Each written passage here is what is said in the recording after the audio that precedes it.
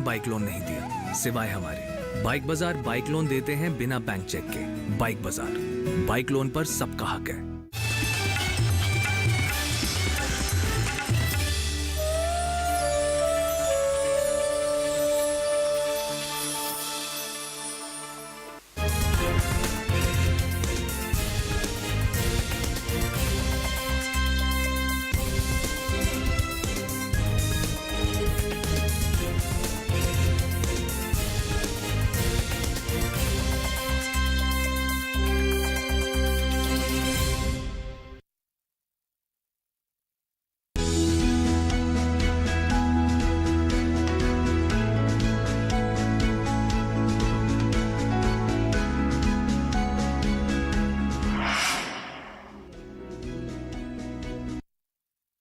नमस्कार, डीडी किसान के विशेष कार्यक्रम कृषि विशेष में आपका स्वागत है। मैं हूं मोनालिसा। कृषि विशेष में आज हम बात करेंगे फूलों की, दिखाएंगे फूल की फुल रिपोर्ट। आज हम आपको बताएंगे फूलों की खेती और उसके व्यापार की संभावनाओं के बारे में। जानेंगे इसकी खेती से किसानों को किस तरह का मुनाफा हो सकता है। इसके अलावा हम आपको ले चलेंगे फूलों के बाजार में और दिखाएंगे वहां से एक विशेष रिपोर्ट। तो चलिए देखते हैं फूलों पर कृषि विशेष की ये खास पेशकश, फूल की फुल रिपोर्ट।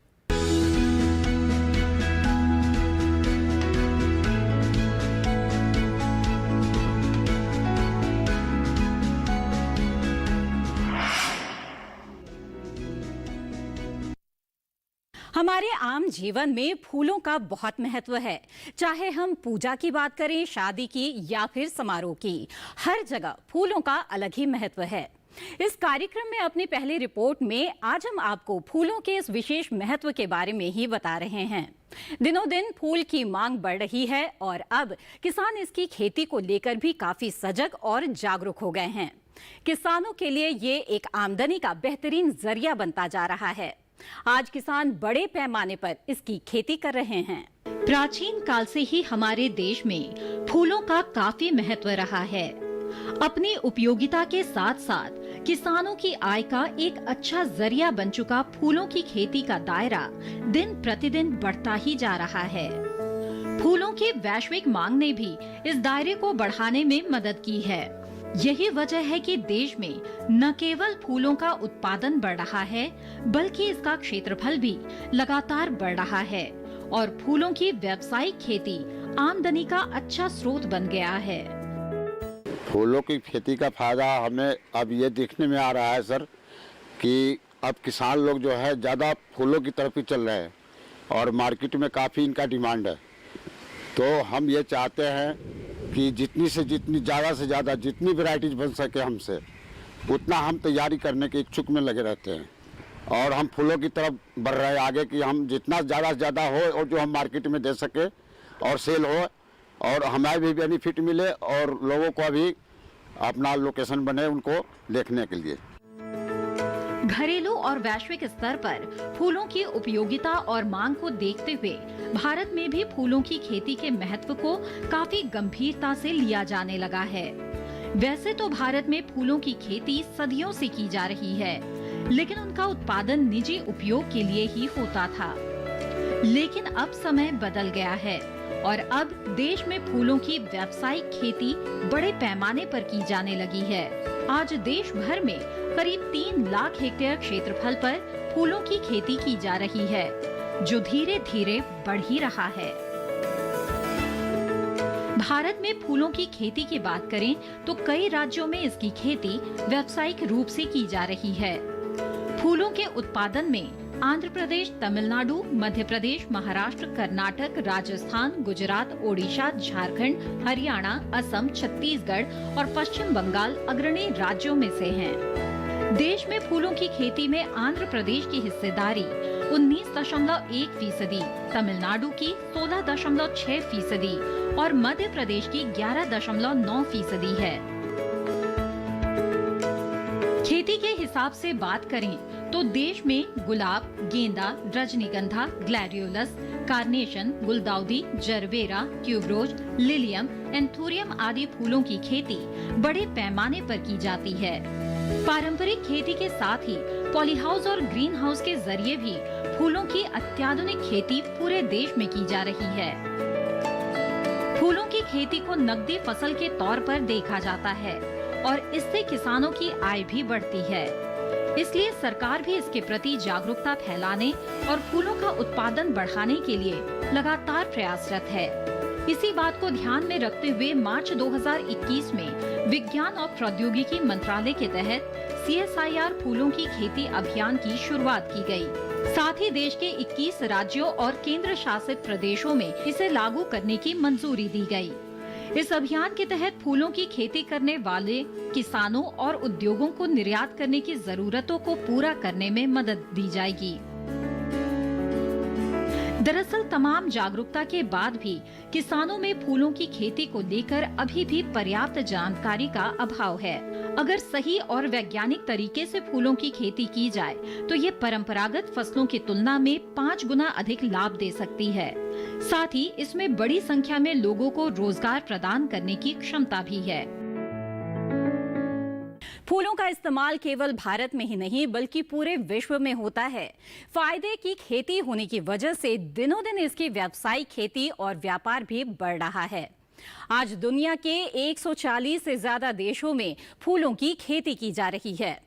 आर्थिक रूप से लाभदायक और बड़े पैमाने पर व्यापार की संभावना से भारत में भी फूलों के कारोबार को काफी विस्तार मिला है। फूलों के व्यापार को देखते हुए सरकार ने भी इसे सनराइज सेक्टर घोषित किया है। फूलों की व्यावसायिक खेती ने न केवल इसके उत्पादन को बढ़ाया है बल्कि इसका कारोबार भी लगातार बढ़ता जा रहा है। बढ़ते कारोबार की वजह से फूल उद्योग को एक नया आयाम मिला है। फूलों के कारोबार और उनकी बढ़ती मांग का अंदाजा इसी बात से लगाया जा सकता है कि देश में प्रति वर्ष 20% के हिसाब से फूलों की मांग बढ़ती जा रही है और इस कारोबार से करीब 5 लाख से ज्यादा लोग अपनी आजीविका चला रहे हैं। आज देश में करीब 81 मिलियन टन फूलों का उत्पादन हो रहा है और फूल उत्पादन में भारत दूसरे स्थान पर है। यदि हम फूलों के क्षेत्रफल की बात करें और यदि हम पिछले एक 40-50 वर्षों पुरानी बात करते हैं तो कभी फूलों के अंदर 3000 हेक्टेयर क्षेत्रफल था, जो कि आज बढ़कर लगभग 3 लाख हेक्टेयर पर पहुंच चुका है। तो फूलों का दायरा तो बड़ा है और इसके बढ़ने के बहुत सारे कारण हैं। सबसे महत्वपूर्ण कारण है भारत सरकार की जितनी भी स्कीम्स हैं उनके चलते क्षेत्रफल और उत्पादन बढ़ाने के लिए जो हमारी सेंटर सेक्टर स्कीम है MIDH, mission for integrated development of horticulture, जिसको NHM भी बोला जाता है, जिसके प्रति किसानों को आर्थिक अनुदान देकर पूरे भारतवर्ष में क्षेत्रफल और जो हमारा उत्पादन है फूलों का उसको बढ़ाने का भारत सरकार ने भरपूर प्रयास किया है। भारत में फूलों के कारोबार की बात करें तो 2020 में फूलों का कारोबार करीब 187.6 बिलियन डॉलर का था। फूलों के बढ़ते कारोबार को देखते हुए ही साल 2021 से 26 के दौरान इसके सालाना 19.5% की दर से बढ़कर 546.4 बिलियन डॉलर तक पहुंचने का अनुमान लगाया गया है। भारत ने साल 2019-20 के दौरान विश्व भर में 16,949 मीट्रिक टन से ज्यादा फूलों के उत्पाद का निर्यात किया और इससे करीब 542 करोड़ रुपए प्राप्त हुए। वहीं कोरोना महामारी के प्रभाव के बाद भी साल 2020-21 में भारत ने दुनिया भर में 15,695 मीट्रिक टन से ज्यादा फूलों के उत्पाद का निर्यात किया और करीब 576 करोड़ रुपए अर्जित किए।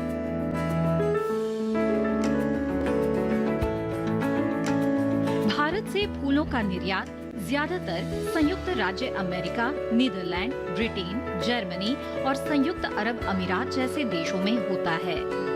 इसके साथ ही यूरोप, जापान, ऑस्ट्रेलिया और मध्य पूर्वी देशों में भी भारत से फूल निर्यात किए जाते हैं। भारत में फूलों की 300 से ज्यादा निर्यात इकाइयां हैं। इनमें से ज्यादातर कर्नाटक, आंध्र प्रदेश और तमिलनाडु में हैं।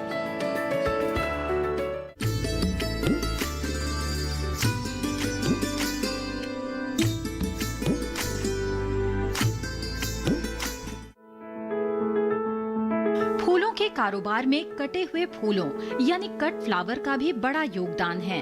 इन फूलों को तने के साथ काटा या छांटा जाता है ताकि उन्हें फूलों की व्यवस्था, कुर्सी, सजावट, गुलदस्ते, फूलों की टोकरियां आदि में ढाला जा सके। कटे हुए फूल अच्छी तरह से ज्यादा देर तक रहते हैं और दुनिया के फूलों के उत्पाद में इनका एक बड़ा हिस्सा है। अगर वैश्विक स्तर पर फूलों की खेती और इसके इस्तेमाल की बात करें तो विश्व में अमेरिका फूलों का सबसे बड़ा उपभोक्ता है। अमेरिका में हर साल $10 बिलियन से ज्यादा के फूलों की खपत होती है। इसके बाद उपभोग के मामले में जापान का स्थान है, जहां प्रति वर्ष $7 बिलियन से अधिक मूल्य के फूलों की खपत होती है।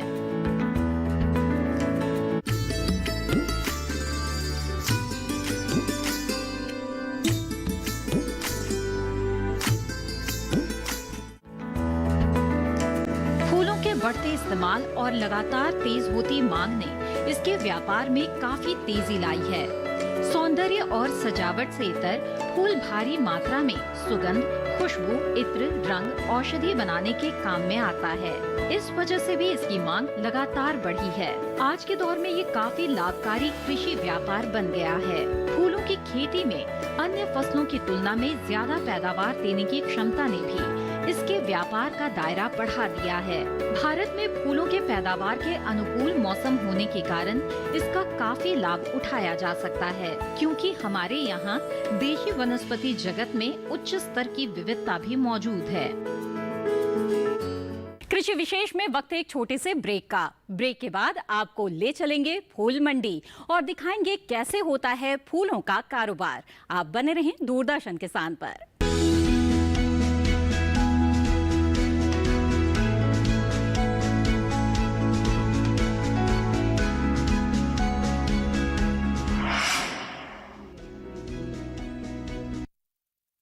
जानेंगे क्या है किसानों का हाल।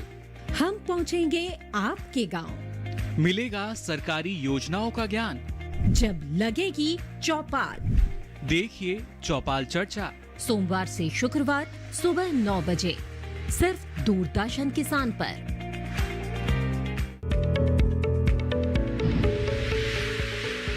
खुशहाल होंगे खेत, पशु रहेंगे स्वस्थ, सरकारी स्कीम का होगा लाभ, जब एक्सपर्ट्स का मिलेगा साथ, आपके सवाल विशेषज्ञों के जवाब, सिर्फ एक फोन कॉल की दूरी पर।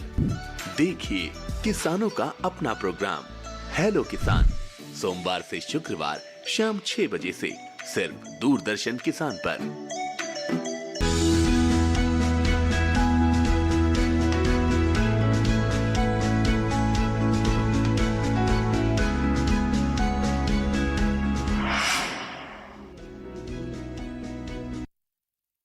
ब्रेक के बाद कृषि विशेष में आप सभी का फिर से स्वागत है। फूल के फुल रिपोर्ट में हमने अब तक फूलों के महत्व और उसके बढ़ते व्यवसाय की बात की। फूलों के व्यापार को समझने के लिए हमने अपनी टीम भेजी फूलों की मंडी में और ये जानने की कोशिश की कि आखिर ये फूल हम तक पहुंचता कैसे है। हमारे संवाददाता कुमार अभिषेक ने फूलों की मंडी में जाकर व्यापारियों से बात की और ये जानने की कोशिश की कि आखिर कैसे फूलों की खेती से किसानों को फायदा हो रहा है।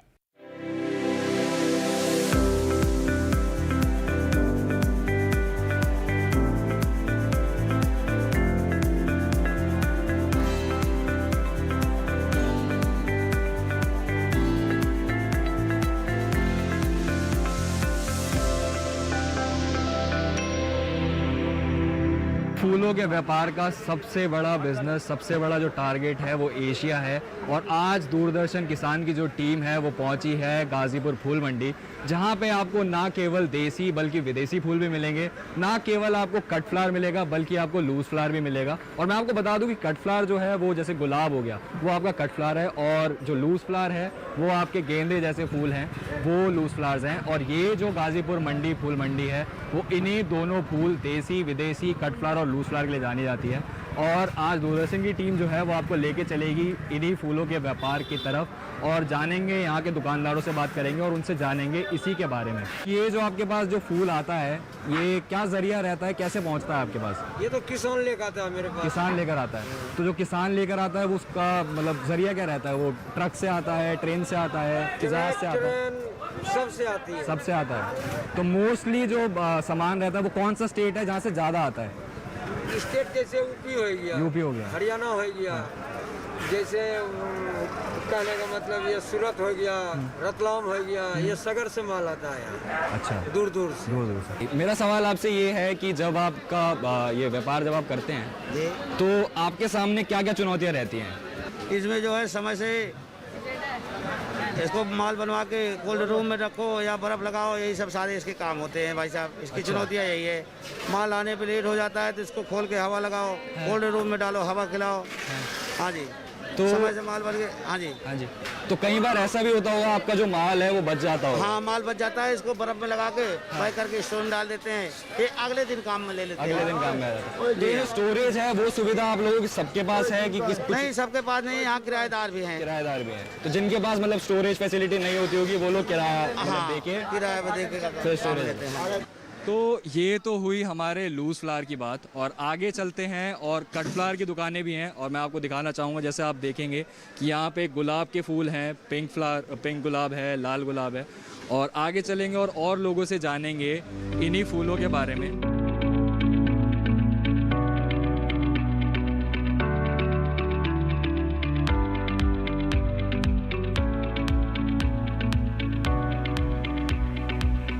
आपके पास जो वैरायटी रहती है वो इंडियन फूलों की ज़्यादा रहती है कि फॉरेन फूल ज़्यादा है? इंडियन। तो डिमांड जो रहती है, जो कस्टमर्स होते हैं वो आपके पास कौन रहते हैं? ग्राहक ही रहते हैं। हाँ जी, लोकल ग्राहक रहते हैं, बाहर के भी हैं। बाहर के भी है। तो ये थोक के भाव जाता है कि ये थोक के भाव? थोक ही जाता है। तो यहाँ से थोक वाले जो होलसेलर्स हैं वो आपके पास ज़्यादा रहता है, तो उनकी जो डिमांड होती है जैसे आपने बताया कि इंडियन की ज़्यादा है, तो आपको क्या लगता है उसका कारण ये है कि जो इंडियन है वो ज़्यादा सस्ता है या ज़्यादा बेटर है? उससे बेटर भी है, सस्ता बेटर भी और सस्ता भी है। तो ये आपको क्या लगता है कि कोरोना इसका एक रीज़न है कि कोरोना के बाद से इनकी डिमांड या पहले से ही डिमांड इंडियन फ्लावर्स की ज़्यादा थी? पहले कोरोना से पहले इनकी डिमांड ज़्यादा थी, कोरोना के बाद कम हो गई है। तो जैसा आपने जाना कि इंडियन फ्लावर्स जो है उनकी डिमांड ज़्यादा है हमारे हिंदुस्तान में, और आगे हम चलते हैं और लोगों से बात करते हैं और इसी के बारे में जानते हैं। तो मैं देख पा रहा हूँ एक दुकानदार यहाँ पर मौजूद हैं और उनसे बात करते हैं। तो ये जो आपके पास फूल आते हैं, जैसे कि मैं देख पा रहा हूँ कुछ एक्जॉटिक फ्लावर्स भी हैं, कुछ एक्जॉटिक प्लांट्स भी हैं, तो ये कहाँ से आते हैं आपके पास? इधर हॉलैंड से, अफ्रीका से, कोलंबिया से, केनिया से, ये मिक्स में आते हैं। तो मतलब बाहर से, विदेश से। तो आपके पास ज़्यादातर सामान जो है वो बाहर का इम्पोर्टेड है। तो इसके जो वो रहते हैं ग्राहक, कस्टमर्स, वो कौन रहते हैं? बुकिंग कस्टमर भी रहते हैं। बुकिंग कस्टमर्स भी रहते हैं। बुकिंग कस्टमर रहते हैं, और कुछ हमारे जो इवेंट्स से रिलेटेड होते हैं उनको सबको पता ही है कि मेगा फ्लावर्स के पास इंपोर्टेड मिलता है। हाँ। तो हमें किसी के पास मैक्सिमम जाने की जरूरत नहीं पड़ती। कस्टमर कई बार क्या होता है कि खुद ही आ जाता है कि इंपोर्टेड किसके पास मार्केट में है, तो कोई बता देता है कि हाँ यस उनके पास इंपोर्टेड है ये सब चीज़। हाँ। तो आपको क्या लगता है कि मुनाफा इंपोर्टेड वाले फूल में ज़्यादा है कि इंडियन जो फूल होते हैं उसमें ज़्यादा है? नहीं, ऐसा कुछ नहीं है, वो तो सिर्फ डिपेंड करता है कि आप का प्रोडक्ट क्या है, उस प्रोडक्ट की वैल्यू क्या है। इंडियन में भी अच्छा प्रॉफिट होता है और इंपोर्टेड में भी। फिलहाल 2 साल से तो काम निकल जाए वही बहुत है। अच्छा, हाँ। तो ये जो आपने बताया कि एक्सोटिक प्लांट, तो ये महंगे भी आते होंगे? हाँ जी, इनका प्रोक्योरमेंट जो होता है वो महंगा भी होता है काफ़ी। हाँ, प्रोक्योरमेंट ईजी नहीं है उनका, क्योंकि हैंडलिंग में हमेशा प्रॉब्लम आती है। तो कोई ना कोई मतलब ऐसा रहता है कि लड़कों को समझाना पड़ता है, ट्रीट करना पड़ता है कि आप अच्छे से एटलीस्ट कम से कम उस चीज़ को देखो कि कैसे कर सकते हैं, क्योंकि फ्लावर्स बड़ा सेंसिटिव होता है, क्योंकि एक तो उसका ट्रांजिट लंबा हो गया है, फिर ऊपर से सेंसिटिव फ्लावर है, तो वो एक चुनौती आपके सामने रहती है। वो हमेशा तो रहती है। इसके प्रिजर्व करने के लिए, इसको बचाने के लिए आपके क्या स्टेप्स या क्या मेजर्स रहते हैं? तो मैक्सिमम हम इसमें यूज़ करते हैं फ्लावर फूड यूज़ करते हैं। फ्लावर फूड यूज़ करने के बाद इसको टेम्परेचर मेंटेन करते हैं इसका 3 to 6 डिग्री। अच्छा, तो मतलब कोल्ड स्टोरेज का एक फंडा इसमें भी है। और हर थर्ड डे में इसका वाटर चेंज करते हैं। अच्छा, तो ये फ्लावर का जो है वो लाइफ जो है वो इंडियन फ्लावर से ज़्यादा रहता है कि सेम ही रहता है सबका? नहीं, कुछ फ्लावर्स जो आपके अफ्रीकन फ्लावर्स हैं, हाँ। उनका लाइफ लास्ट अच्छा करता है। अच्छा करता है। जो हॉलैंड का है वो बड़े सेंसिटिव फ्लावर होते हैं, उसमें मैक्सिमम आपका 6-7 डेज तक ही लास्टिंग करता है। अच्छा, तो जैसा कि आपने जाना कि फॉरेन फ्लावर्स भी हमें इस मार्केट में मिले, और अब हम आगे चलते हैं और कुछ और व्यापारियों से इससे रिलेटेड बात करते हैं। जैसा मैं देख पा रहा हूँ कि आपका जो काम है वो कट फ्लावर्स का ज़्यादा है, तो जो विक्रेता या जो खरीदार आपके पास आते हैं वो कौन रहते हैं आपके पास खरीदार? जो हमारे लोकल दिल्ली के हैं वो भी आते हैं, और ऑल ओवर इंडिया से आते हैं यहाँ पे मार्केट में माल लेने के लिए। नेपाल भी सप्लाई होता है माल, बांग्लादेश, श्रीलंका तक जाता है, और ऑल ओवर इंडिया तो माल हमारा जाता ही है। टोटल मंडी से माल जाता है। तो इसी से रिलेटेड मेरा आपसे एक सवाल है कि जो आपका मुनाफा रहता है वो क्या रहता है इस बिजनेस में, कितना मुनाफा रहता है? कुछ मुनाफा हम तो अपनी देखो, औरों का तो हमें पता नहीं, पर हम तो अपना 10% रखते हैं। 10% रखते हैं। तो मतलब अभी लॉकडाउन के पीरियड से अभी का जो पीरियड है वो फेज, मतलब कितना आपको लगता है कि बिजनेस बढ़ा है, उससे उठा है उसके बाद से थोड़ा? भैया लॉकडाउन से पहले जो बिजनेस था वो तो खैर अभी नहीं है, मगर बिजनेस अब धीरे धीरे पीक पकड़ रहा है। हाँ। तो जैसे मार्केट जैसे सीजनल भी कुछ रहता होगा, प्राइसेस का फर्क? सीजनल का ये होता है, जैसे अभी शादियों का सीजन आ जाएगा तो उसमें डिमांड बढ़ जाएगी, तो जब फूलों की डिमांड बढ़ जाएगी तो पीछे से किसान लोग रेट बढ़ा देते हैं, तो फिर मार्केट थोड़ा ऊपर चला जाता है। तो उसमें आपका भी मुनाफा रहता है? नहीं, मुनाफा हमारा तो उतना ही रहता है। उतना ही रहता है। किसान का मुनाफा होता है जब भी मंडी पीक पकड़ती है। अच्छा, किसान ही कमाता है, हम लोग तो वही 10% रखते हैं। अच्छा, आप वो सेम रखते हैं। तो ये हुई हमारे कट फ्लावर्स की बात, और डीडी किसान की टीम जो थी पहुंची थी यहाँ गाजीपुर फूल मंडी, जहाँ हमने आपको फूलों की बात बताई, और मैं कुमार अभिषेक कैमरामैन नरेंद्र मोहन के साथ अब आपसे अलविदा लेता हूँ। फूलों की खेती एक लाभदायक सौदा साबित हो रहा है, लेकिन ये लाभकारी व्यवसाय बहुत हद तक इस बात पर भी निर्भर करता है कि मौसम के हिसाब से फूलों का उत्पादन किया जाए। तकनीकी रूप से बेहद महत्वपूर्ण इस पहलू पर अगर ध्यान नहीं दिया जाए तो सारी मेहनत बेकार हो जाएगी और आर्थिक रूप से भी नुकसान उठाना पड़ सकता है। विशेषज्ञों का भी मानना है कि फूलों के उत्पादन और रखरखाव में मौसम की बेहद अहम भूमिका है और किसानों को इसकी सही जानकारी होनी चाहिए। फूलों की खेती से अनेक फायदे हैं, चाहे वो आर्थिक रूप से हो, पर्यावरण के रूप में या सिर्फ सौंदर्य प्रसाधन में। लेकिन ये फायदे तभी मिल सकते हैं जब हम फूलों को मौसम के हिसाब से लगाएं। चूंकि फूलों के अलग अलग प्रकार को अलग अलग तरह की जलवायु, मिट्टी और वातावरण की जरूरत होती है, इसलिए किसी भी फूल की खेती करने से पहले ये जानना बहुत जरूरी हो जाता है कि कौन से फूल किस मौसम में लगाए जा सकते हैं और उन्हें किस तरह के जलवायु की जरूरत है। देखिए कि फूलों का मुनाफा अच्छा हो तो फूलों की एक तो गुणवत्ता बहुत ही बेहतरीन होनी चाहिए और उनका बाज़ार भी आपको तुरंत मिलना चाहिए। फूलों को एक कैश क्रॉप के तौर से देखा जाता है और बहुत सारी हमारी खाद्यान्न फसलें हैं, उनसे यदि हम इसकी तुलना करते हैं तो फूलों में बहुत सारा मुनाफा ज़्यादा है और फूलों से नगद आय किसान को मिलती है, जिससे किसान की भी अर्थव्यवस्था सुधरती है और भारतवर्ष में भी जो हमारा फूलों के प्रति जो एक्सचेंज है, जो बाहर विदेशी मुद्रा है वो भी आती है, तो हम आयात करके या निर्यात करके भी फूलों में काफ़ी पैसा कमा सकते हैं। ऐसे में फूलों की खेती शुरू करने से पहले कुछ बुनियादी जानकारी हासिल करनी जरूरी है।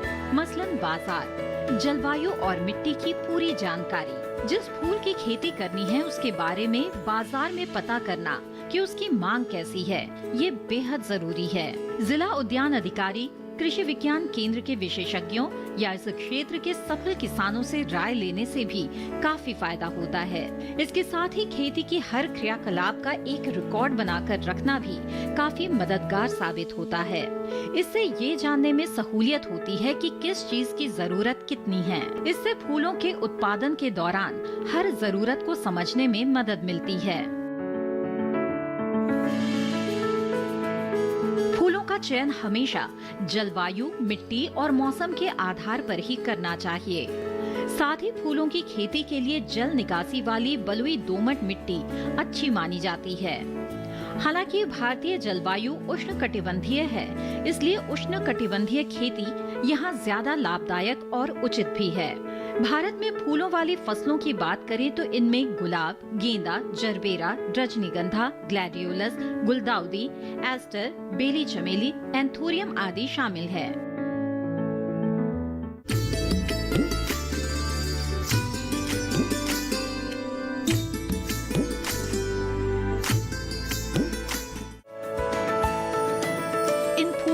गुलाब और गेंदा हर प्रकार की मिट्टी में लगाए जा सकते हैं, लेकिन दोमट बलुई मिट्टी ज्यादा उपयोगी होती है। गुलाब की खेती कलम लगा कर की जाती है। दरअसल गुलाब प्रकृति का एक अनमोल फूल है। इसकी आकर्षक बनावट, सुंदर आकार और सुगंध सभी को आकर्षित करते हैं। गुलाब ठंड और शुष्क जलवायु का पौधा है। हालांकि इसकी खेती ग्रीन हाउस के जरिए साल भर की जा सकती है। गुलाब की खेती के लिए दिन का तापमान 25 से 30 डिग्री सेंटीग्रेड और रात का तापमान 12 से 14 डिग्री सेंटीग्रेड से अधिक नहीं होनी चाहिए।